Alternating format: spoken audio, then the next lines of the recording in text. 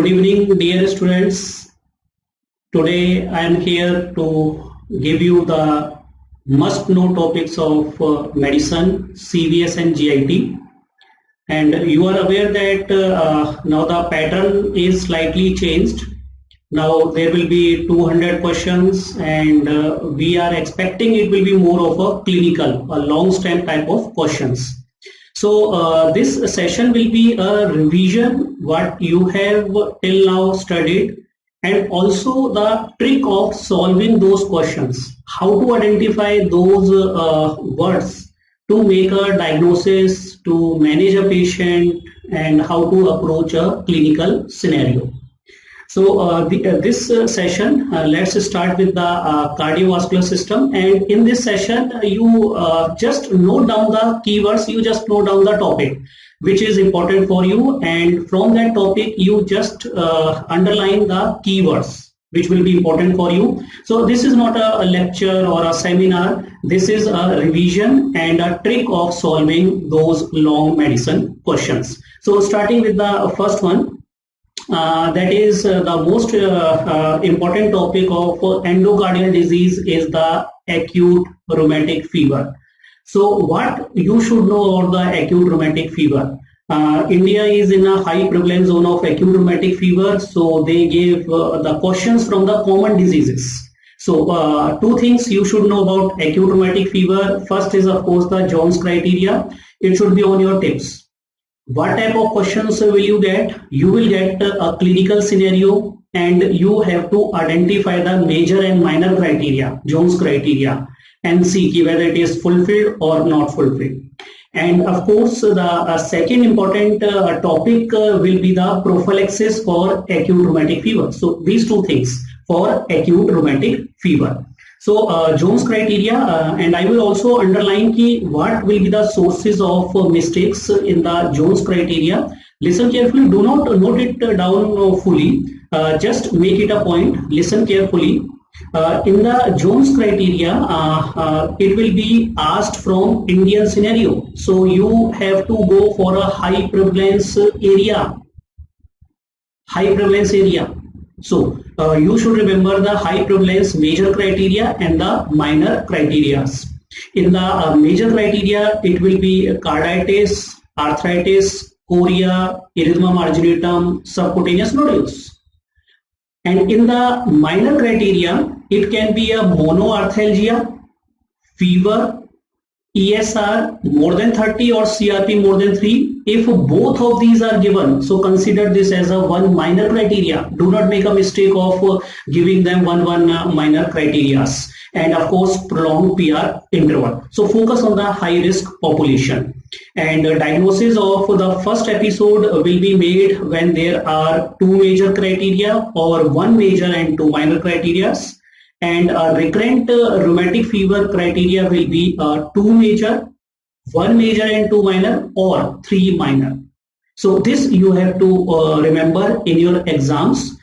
While low risk area is a ARF incidence of less than 2 per 1 lakh school age children, or RSD prevalence of less than 1 per 1000 population years. So if anything is above that value will be considered as a high risk population. So they will ask you the question from the high risk population. Now they might give you a pathology integration, like they will give some diagrams along with the clinical scenario. So this diagram is a carditis of rheumatic fever, that is a fish mouth type of mitral valve, which is very typical of the rheumatic heart disease. The most common valvular defect of rheumatic heart disease is MS, while the most common valvular defect of rheumatic fever is MR. So read those points very carefully, words very carefully. While this is a typical fish mouth mitral valve, then they will give you a skin case related to rheumatic fever, and this skin case has a serpiginous borders, a circular lesion mainly over the trunk, that will be erythema marginatum. While subcutaneous nodules, which are Painless nodules will be given to you maybe as a diagram based question, especially over the extensor surfaces. So this is a subcutaneous nodule and that is a non-tender nodule. While prophylaxis is very important. They will give you a case and they will ask you what will you do for the prophylaxis, and what you need to know about the prophylaxis is a secondary prophylaxis. So in the secondary prophylaxis, the guidelines have not changed. They are the same guidelines, and most importantly what they will give you the last category of the patient, rheumatic fever with rheumatic heart disease with a permanent valvular damage. So that patient is coming to you. What will you do? You give the prophylaxis for 10 years or 40 years of age or lifelong. Mark lifelong for Indian scenario. And drug of choice is benzathine penicillin. So they will ask you the prophylaxis question. Now, the second topic which is important and it is always asked is a valvular heart disease. So you can note down the valvular heart disease, and in valvular heart disease what you should focus upon, you will focus upon only 4 conditions. That is a left-sided valvular heart disorders, left-sided only. So these valvular disorders will be mitral stenosis, mitral regurgitation, aortic stenosis and aortic regurgitation. So you can note it down, MS, MR, AS, AR. So these will be the valvular disease which will be asked. Now, mitral stenosis, clinical case will be given to you, and how to make a diagnosis of the mitral stenosis. It will be starting from the first statement that they will give you the cause of the mitral stenosis. So the most common cause of the mitral stenosis is RSD. But how will you identify that patient has RSD from a long stand question? So those are the keywords. So the keyword will be, there will be a history of rheumatic fever. And what is the history of the rheumatic fever? They will give you sore throat. They will give you very simple clues to come to a conclusion of rheumatic fever. Sore throat history will be given. Fleeting joint pains will be given. Fleeting joint pains means migratory arthritis will be given to you, and abnormal movements is side hemicoria. That will be given to you as a clue. So you gather those clues as a cause of mitral stenosis. Then in the symptoms, the most important symptom that they will give you is hemoptysis. Like any valvular disease can cause dyspnea. That is non-specific. So do not focus on dyspnea. Do not focus on swelling of the feet. That is common to all. Just focus on the characteristic symptom of a particular valvular heart disease. Symptom will be hemoptysis. Now the question will not be what is the most common source of hemoptysis and what is the most common this, most common. No, you now have to integrate the clinical findings more and more. While characteristic symptom again will be a Ortner syndrome, that is hoarseness of voice due to the left atrial enlargement compressing the recurrent laryngeal nerve. So that will be hoarseness. But the most important here you will focus upon will be the hemoptysis. That will be the keyword in the symptom. Now in the signs, when you are looking, pulse, JVP, they are not important for mitral stenosis. Just look for the murmur, and this murmur will be a mid-diastolic murmur at the apex, MDM at apex. That will be sufficient to make a diagnosis of mitral stenosis. This murmur is characteristically seen between S2 and S1. There is opening snap, and after the opening snap, mid-diastolic murmur with pre-systolic accentuation will be seen, a typical murmur. Diagram based question you might get about the murmur. You might get this diagram based questions.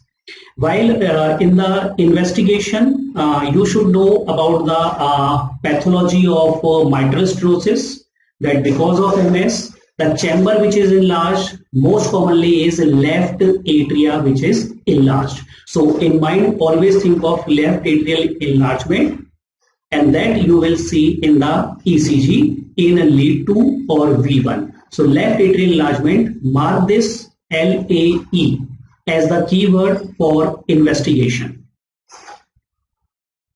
And the left atrial enlargement will be in the form of a P mitral, that is the width of the P wave in lead 2 will be more than 3 mm. P mitral should be clicking in your mind in the exam. While the treatment of the choice for mitral stenosis, they will give you the symptoms, signs, ECG, and then they will ask you what is the preferred treatment. Preferred treatment is a balloon valvotomy for a case of MS. And this technique is known as the Anoya technique of balloon valvotomy. This is the treatment of choice. Balloon valvotomy. They will not ask you the details of the surgery or the details of replacement or details of the repair. No one will ask you. Just remember balloon valvotomy. Now the second is mitral regurgitation. So this is MR, and MR will be the cause. So if you have to make a diagnosis of MR, the first statement you should know about the causes. Of course, the most common cause is RSD, no doubt. Again, same history will be given: sore throat, fleeting joint pains, abnormal movements, that is chorea movements suggestive of RSD. But also remember, they might give you the history of MVP. MVP will be written as mitral valve prolapse. So you can identify that it might be causing the mitral regurgitation. And do not forget, acute MR can also occur. Acute MR is due to papillary muscle rupture due to MI. So these three history points, these are the keywords, causes in the first statement of the question: RSD, MVP and MI. They will lead to mitral regurgitation, MR. Symptom, as such, no important symptom. You straight away go to the signs of the mitral regurgitation, and important will be the murmur. Murmur of the mitral regurgitation is classically PSM. PSM, that means pan-systolic murmur.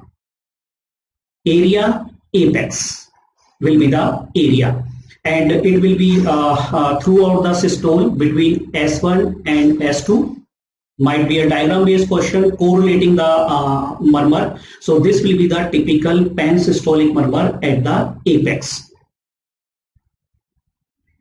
While investigation, ECG, the chamber which will be enlarged is a left atrial enlargement, no doubt, but LVH can also be seen. So LVH, you should look for the LVH, and that you should look for the V5 or V6 leads. Focus on these leads. For the LVH, the voltage of QRS complex will be increased in cases of MR. So it will be V5 or V6.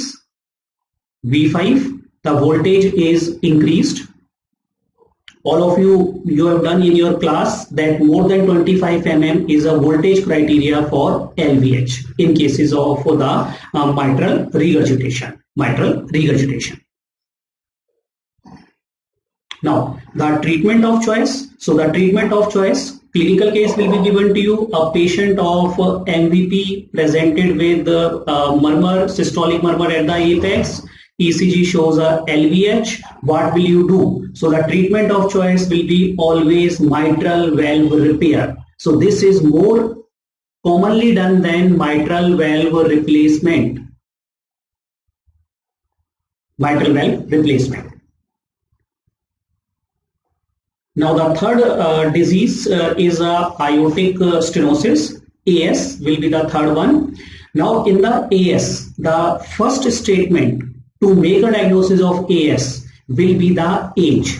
Age will be very important. Listen carefully. Age will be very important for aortic stenosis because the most common cause is age-related calcification of aortic valve. So look for the age. More than 60 years of age will be given to you. If age factor is not given, then maybe bicuspid valve will be written in the question. So bicuspid valve is the congenital lesion which leads to aortic stenosis. AS. Rheumatic heart disease is a less common cause of AS. They will come down in the list. The most important will be a age-related calcification and a bicuspid aortic valve. Now, once you are suspecting a case of AS, then what you have to do? You have to look for the symptoms, and these symptoms are a classical triad.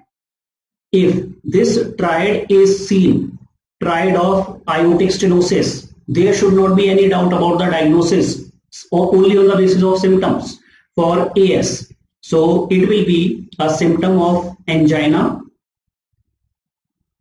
syncope, dyspnea. So if this triad is coming in the clinical question, angina, syncope and dyspnea, it means it is a case of aortic stenosis. Aortic stenosis. Now in the signs, the most important sign here will be the ejection systolic murmur, and this ejection systolic murmur will be radiating to the carotids. So just read the question, ejection systolic murmur ESM, and the area will be a right second intercostal space. And most importantly, radiating to the carotid will clinch a diagnosis that you are dealing with a case of aortic stenosis. ESM radiating to carotids. Now, remember, Gala-Weldon phenomena. Mark the Gala-Weldon phenomena. So, this is Gala-Weldon phenomena you should know. It is the murmur of ESM which radiate to the apex, which will be radiating to the apex. So, this will be the important point or keyword, that Gala-Weldon phenomena. Now this is the ejection systolic murmur that will be between S1 and S2. Ejection systolic murmur, that will be the diagram based question here. Now in the investigation, again the investigation will be the LVH, that is a left ventricle hypertrophy. LVH will be there, and this LVH will be associated with left ventricle hypertrophy, ST depression and T inversion. So this will be the diagnostic clue for a case of aortic stenosis. Aortic stenosis. So LVH will be there, ST depression, T wave inversion. This is known as a strain pattern. This is known as the strain pattern. You have seen in the MR that ST segment and T was upright, but in cases of a pressure overload, aortic stenosis, ST depression and T inversion will be the diagnostic hallmark. So this is ST depression and T inversion, along with the left ventricle hypertrophy voltage criteria.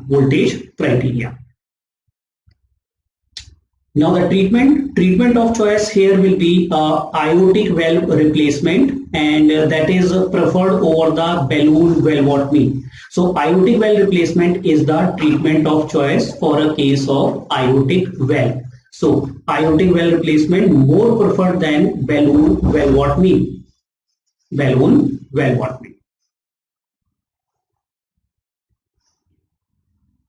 Now the fourth condition, which is the aortic regurgitation, AR condition. So to make a diagnosis of aortic regurgitation, the causes will be again age-related degeneration. So look in the exam about the age-related degeneration. While other causes can be given like Marfan syndrome, and they typically give that the arm span is more than the height, so that will goes in favor of the Marfan syndrome. So in Marfan syndrome, it will be aortic regurgitation as a aortic root dilatation, due to aortic root dilatation. While connective tissue disorders like ankylosing spondylitis, like Takayasu arthritis, so they also lead to aortic regurgitation. So whenever connective tissue disorder is given, so the first diagnosis as a valvular disease, go for aortic regurgitation. While in the symptoms, the most important symptom which will be given to you will be a nocturnal angina. So that will be sufficient to make a symptomatic diagnosis of AR. Because in any other valvular disease, you will not get a nocturnal angina, that is a nighttime angina. That will clinch the diagnosis in favor of aortic regurgitation. Signs. So the important sign here will be early diastolic murmur which will be radiating to the apex. So there are only two causes of early diastolic murmur, AR and PR. So out of this aortic regurgitation, murmur will radiate to the apex and that will be heard at the ups area. At ups area. So location is very important, radiation is very important for a case of a aortic regurgitation. And remember, in cases of AR, remember one murmur which is a favorite question of the examiner, and that murmur is a mid-diastolic murmur, and that murmur is Austin-Flint murmur. So that is very, very important. Austin-Flint murmur, many times question is asked on Austin-Flint murmur, and it is a mid-diastolic murmur. Mid-diastolic.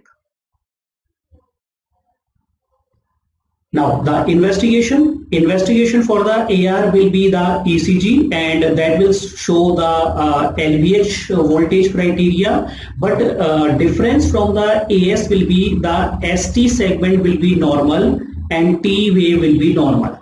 There will be no straight pattern here, while in AS, ST depression, T inversion was C.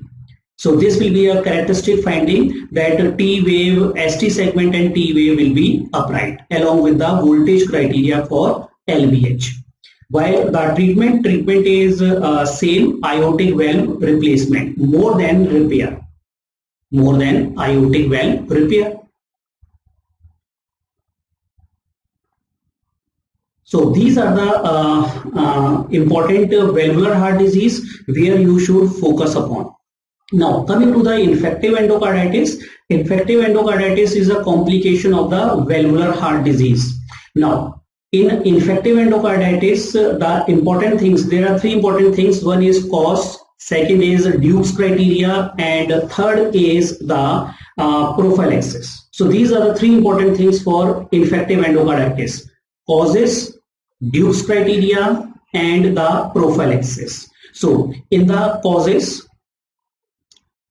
they will give you a clinical scenario that patient has a native valve infective endocarditis, or patient has developed the endocarditis in hospital, or patient was a IV drug abuser, or patient has a maximum complication risk. So these will be given to you, and you will be asked what will be the most likely culture of a bacteria which will be grown in such patients.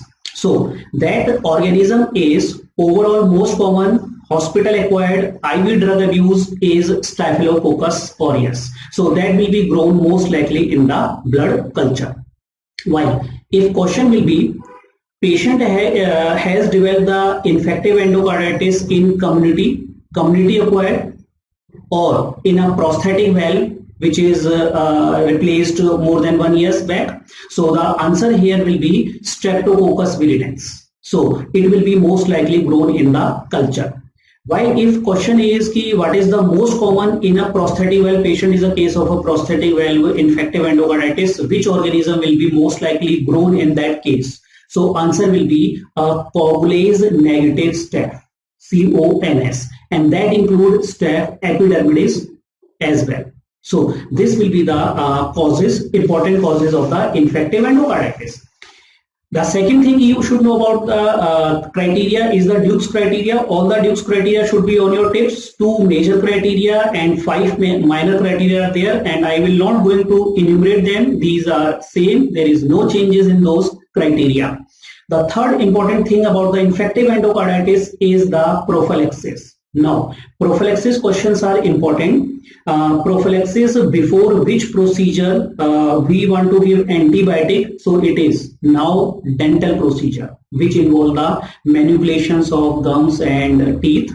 So in those cases, in which patient will you give infective endocarditis prophylaxis? So this is important topic. So the prophylaxis will be given in 5 group of patients. High risk cardiac lesion, patient has cardiac lesion and undergoing a dental procedure. So these are the 5 conditions where we will be giving the prophylaxis: prosthetic heart valves, prior endocarditis, cyanotic congenital heart diseases which is unrepaired, or repaired defects but within 6 months.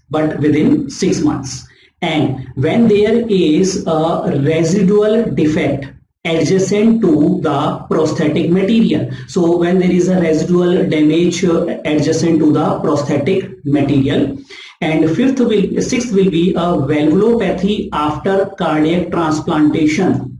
That will be the cases where you will be giving the prophylaxis, and where the prophylaxis is not indicated, it is not indicated in cases of MVP. Most of the guidebooks give a wrong answer, as MVP is a cardiac lesion for which prophylaxis will be indicated. So you should be knowing yes questions as well as no questions also. So not in MVP. While the next topic is cardiomyopathy, and in the cardiomyopathy, it will be purely a clinical scenario with pathological correlates also. All of you know the three types of cardiomyopathy, that is dilated, hypertrophic and restrictive cardiomyopathy. So how to make the difference between these cardiomyopathies? So dilated cardiomyopathy, HOCM, restrictive cardiomyopathy. The pathology will be, the most important question will be a systolic failure, DCMP, diastolic failure, HOCM, and restrictive cardiomyopathy is a diastolic failure. So what will be the important symptoms? So go for fatigue in DCMP, that is the most important keyword here to make a diagnosis. For HOCM, it will be a combination of angina and syncope, just like aortic stenosis. While RCMP basically present with swelling. So these are the keywords in the history to make a diagnosis of a particular cardiomyopathy. Fatigue for DCMP, angina and syncope for HOCM, RCMP, it will be swelling. While very importantly, pulse finding. DCMP is a left ventricle failure, pulsus alternans will be seen. Pulsus alternans. While in HOCM, it will be a bifid pulse, two peaks, or we can say a bisvariance pulse will be seen. Restrictive cardiomyopathy has a normal pulse, while apex beat, that will clinch the diagnosis. Diffuse apex beat, it is a dilated cardiomyopathy. Diffuse means dilated. HOCM, it will show a double cardiac impulse, while RCMP is a normal or localized. So my advice to you, in a clinical scenario, clinical findings are given to you, you just focus on apex beat. So focus on the apex beat and your diagnosis will be clear about DCMP, HOCM or restrictive cardiomyopathy. This will be a focus area. Now the murmur and heart sounds. So S3 will be there in dilated cardiomyopathy, S4 will be present in HOCM and restrictive cardiomyopathy. That can be in a heart sound abnormality. While murmur, most important murmur that you should know is the ejection systolic murmur of HOCM, ESM, ejection systolic murmur.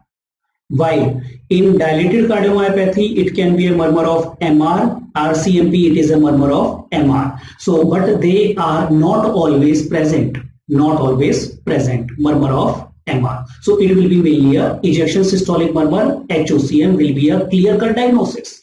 While ECG, so in the ECG, dilated cardiomyopathy, you will get to see ventricle premature contractions, VPCs.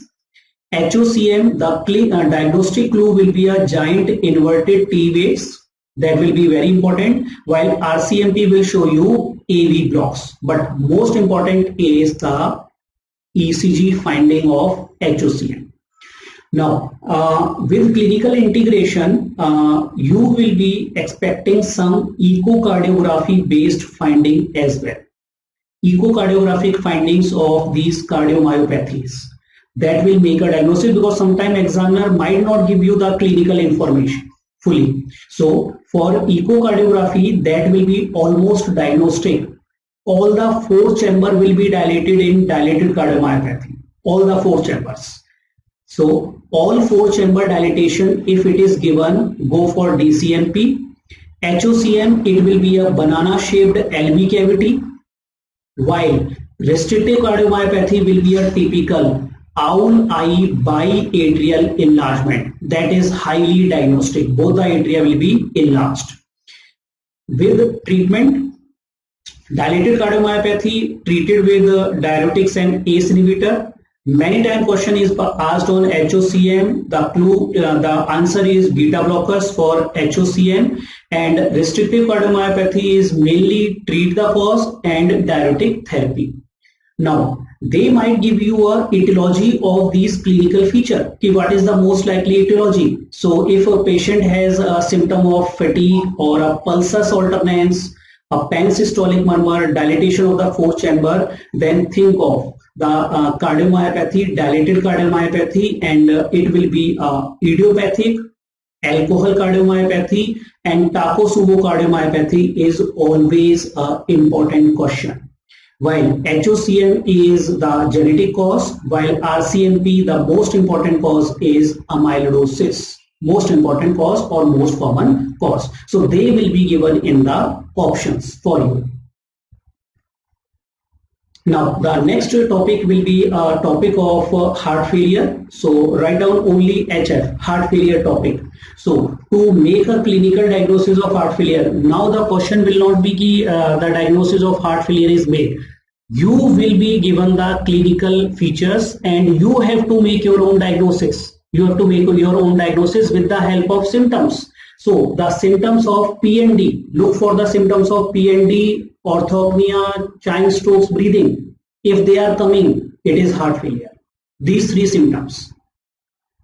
While in the signs, what you will be looking for? You will be looking for a pulsus alternans, you will be looking for a Kussmaul sign, you will be looking for a abdomojugular reflex. If these are given positive, so it is a case of a heart failure along with pulsus alternans. While in the investigation, look for elevated BNP levels. This is a diagnostic hallmark, and X-ray will be given to you with that bad wing appearance pattern. So that will go in favor of heart failure.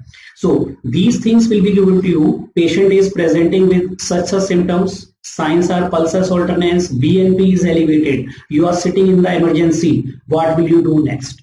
So you have to make a diagnosis. It is a case of a heart failure. So you have to immediately give patient the first line treatment, oxygen, furosemide and morphine. So this will be the treatment in one go that you have to start to the patient. So they will be asking your clinical skill and how will you manage a patient coming to you in the emergency.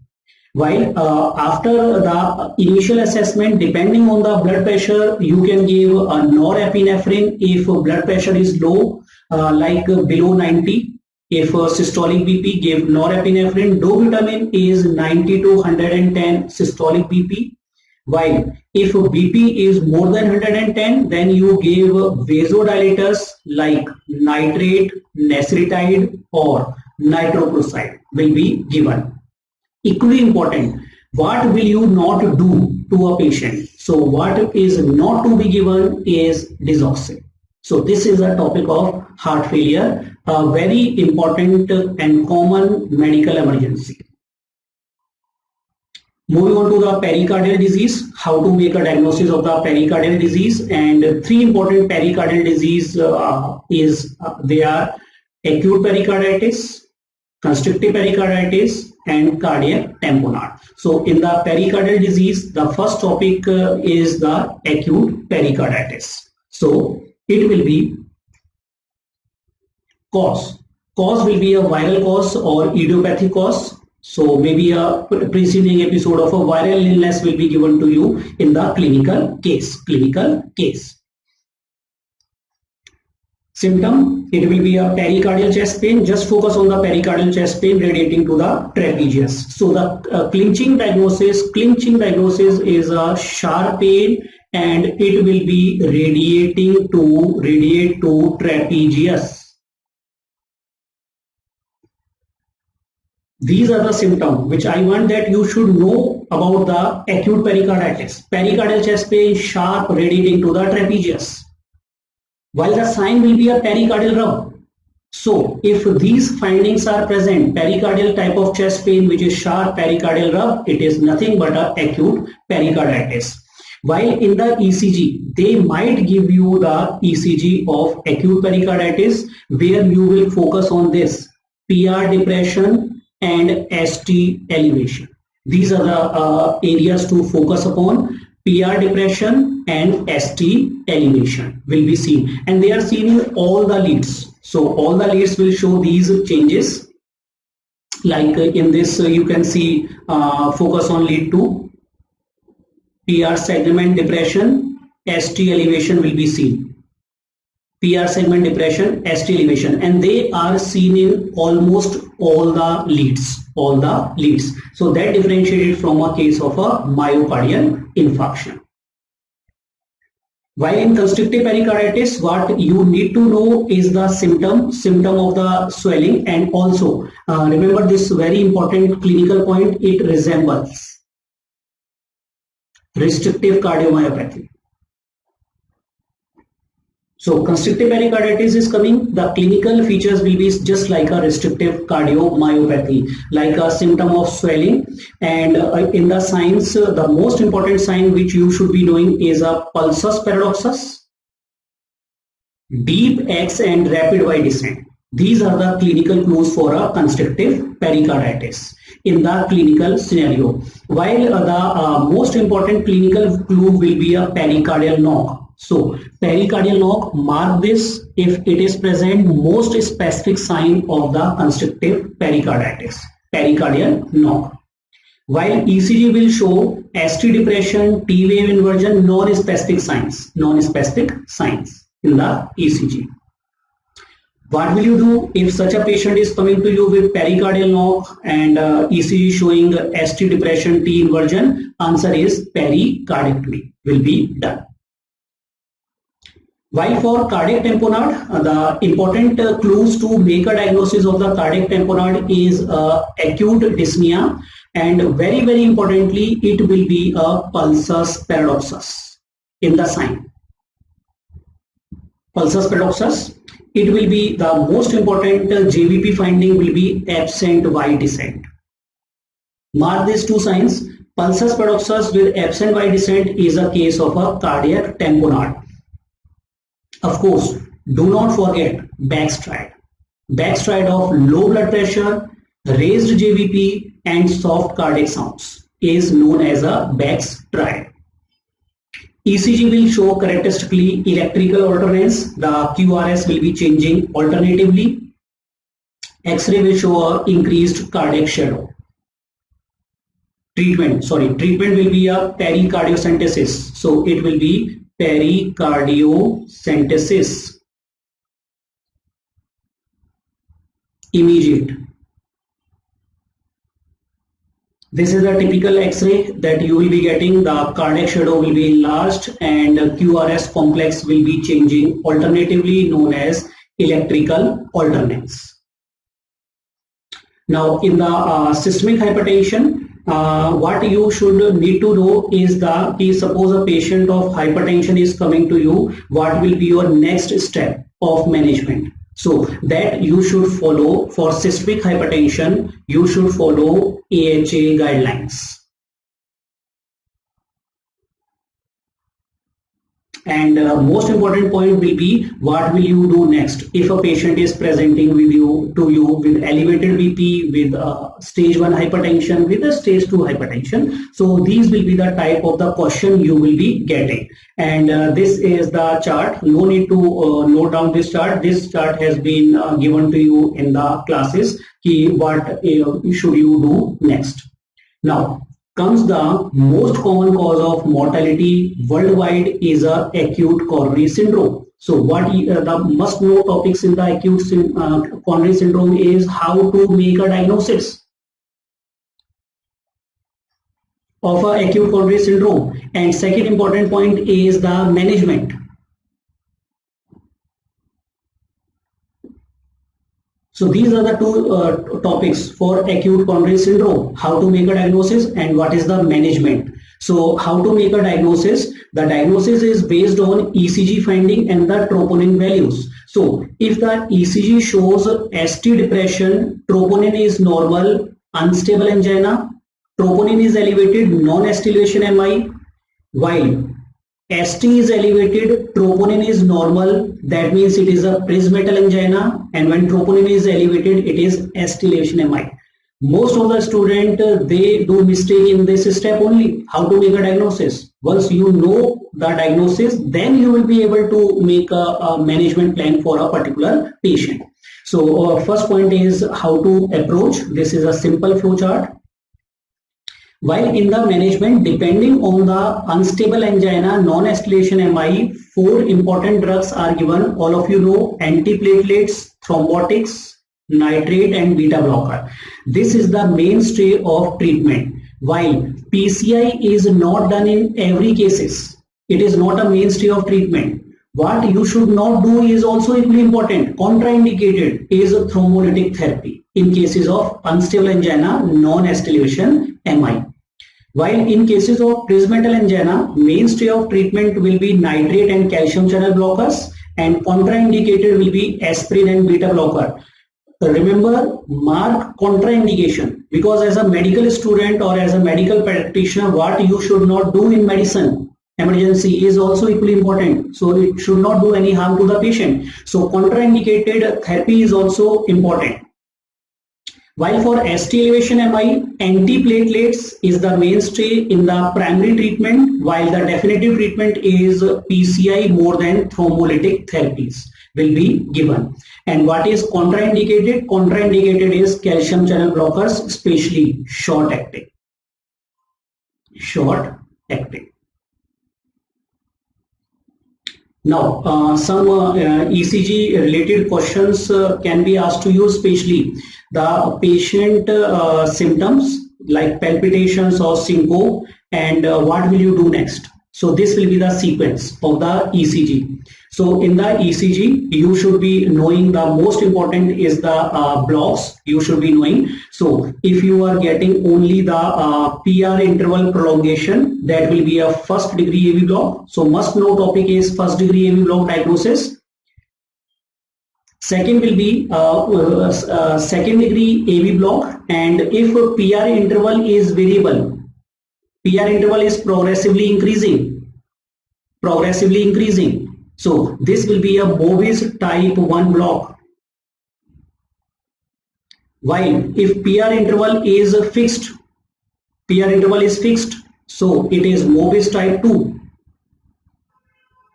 second degree AV block.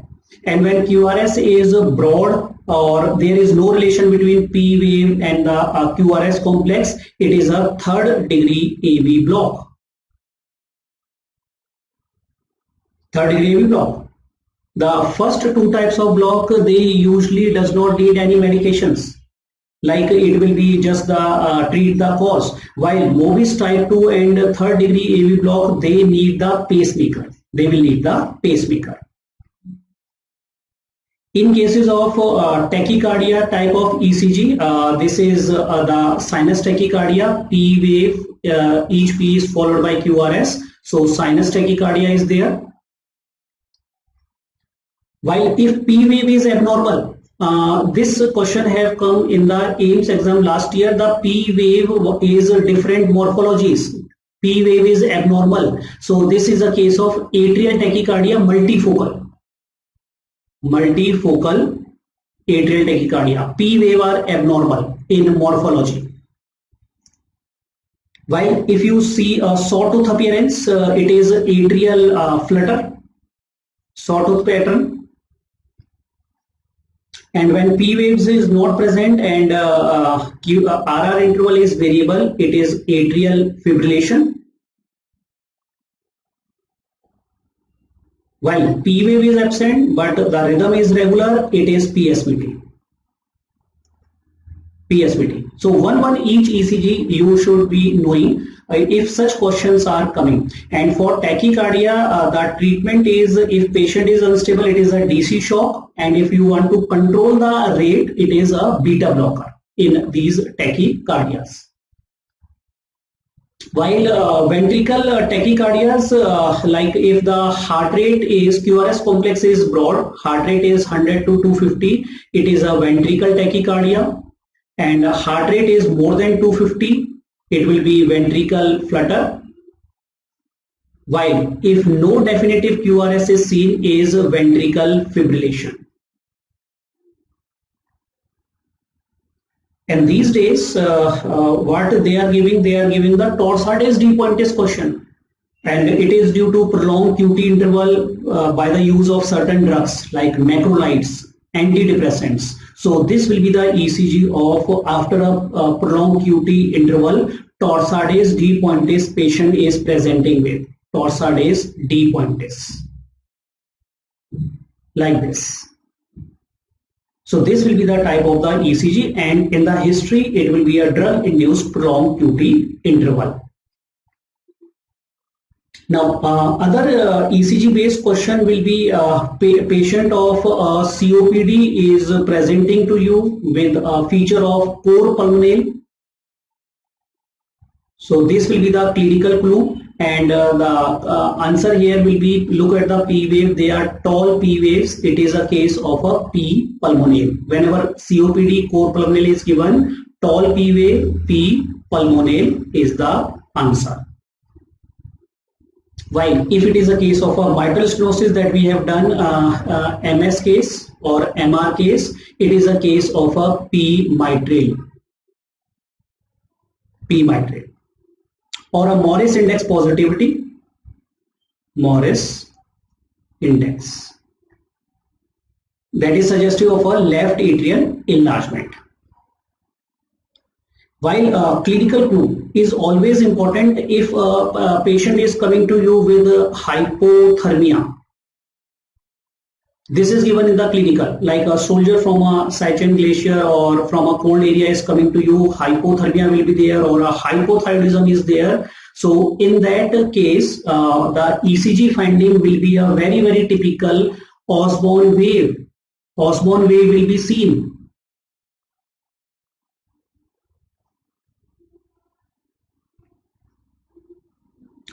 In V1, a patient of arrhythmogenic right ventricle dysplasia, a dilated cardiomyopathy, ARVD, and if you are seeing these double stirring of the J point, this is known as the wave, epsilon wave.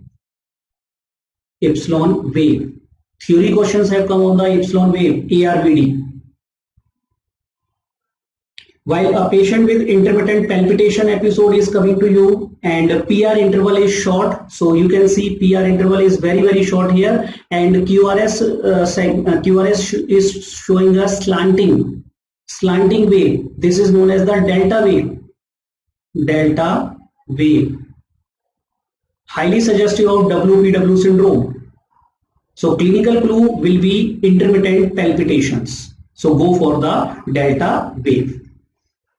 Now, this question, clinical case is a case of a CKD.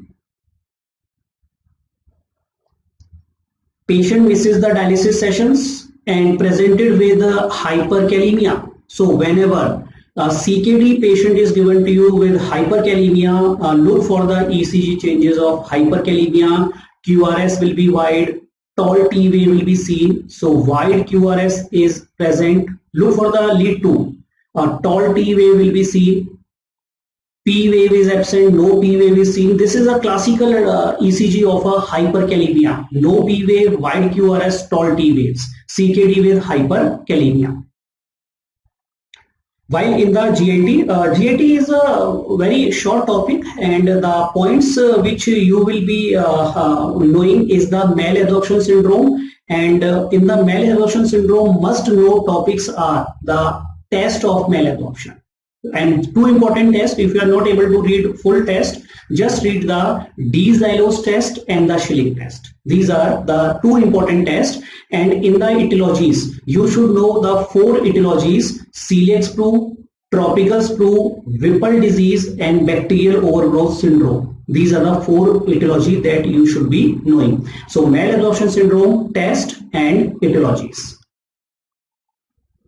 While inflammatory bowel disease, you should be knowing the clinical features, and the clinical feature which will give you a clue for the IBD is the presence of fever and blood in stools.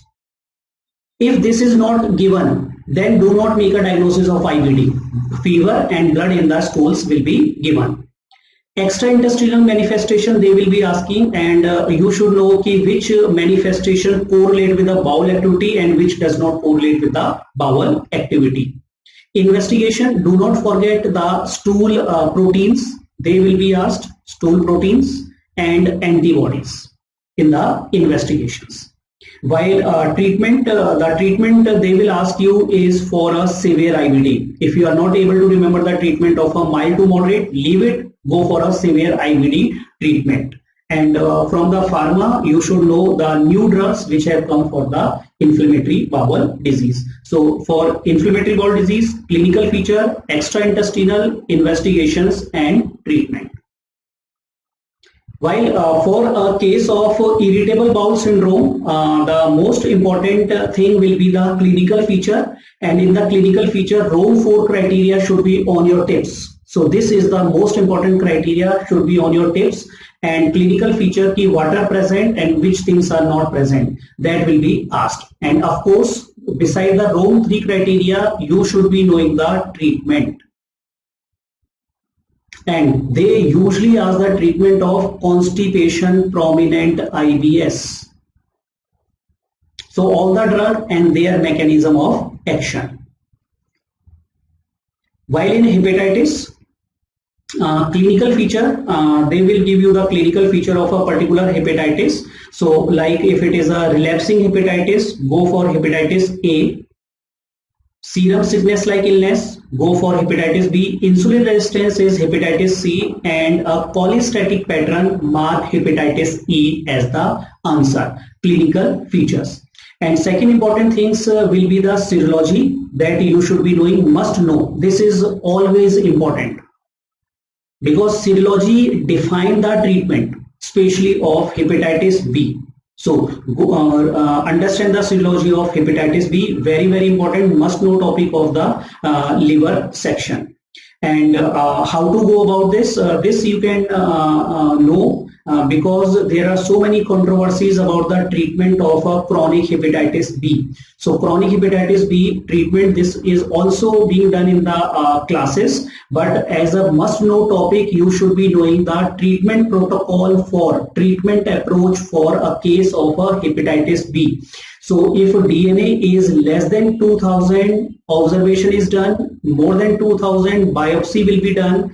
If mild to moderate mild inflammation, observation, moderate to severe inflammation, then you give antiviral treatment. So a very, very small flow chart for a management of a case of a hepatitis B for your last moment revision.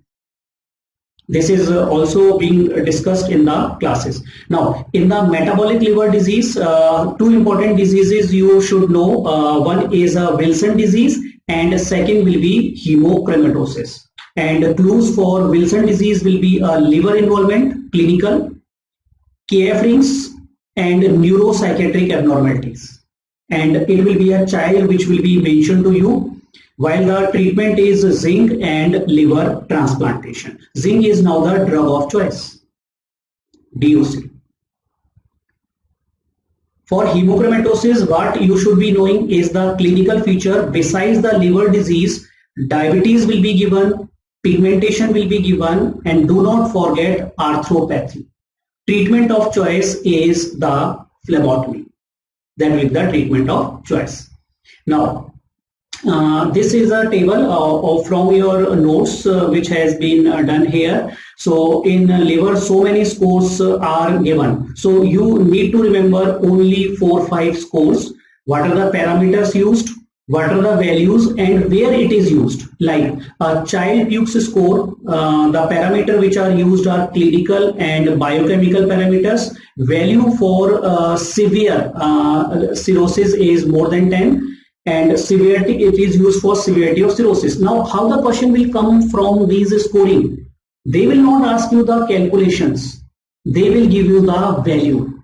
Key child pukes score was given or MELD score was calculated and it comes out to be such value. What will you do next? So these questions will be asked. Like MELD score is calculated as 24 in a patient of hepatitis C. What will you do next? Next, you will go for a liver transplant. Nazar score is done for a Wilson disease and score was 10. What will you do next? liver transplantation. So this will be the questions you will be getting. No need for any calculations for these scoring system. While in the complications of liver failure, my advice is you just remember two complications in the last moment, time is less, ascites and a case of hepatic encephalopathy. So in cases of ascites, only you need to know is the investigation. I am not going to discuss the investigation done in the class. That is the flow chart of SAAG and total ascitic proteins. So just go through that chart, investigation, that's it. Encephalopathy patient, what you need to know about the encephalopathy is grading, which is done like 1, 2, 3, 4 grading, that is important. EEG finding, they might sometime ask the EEG findings of encephalopathy patient.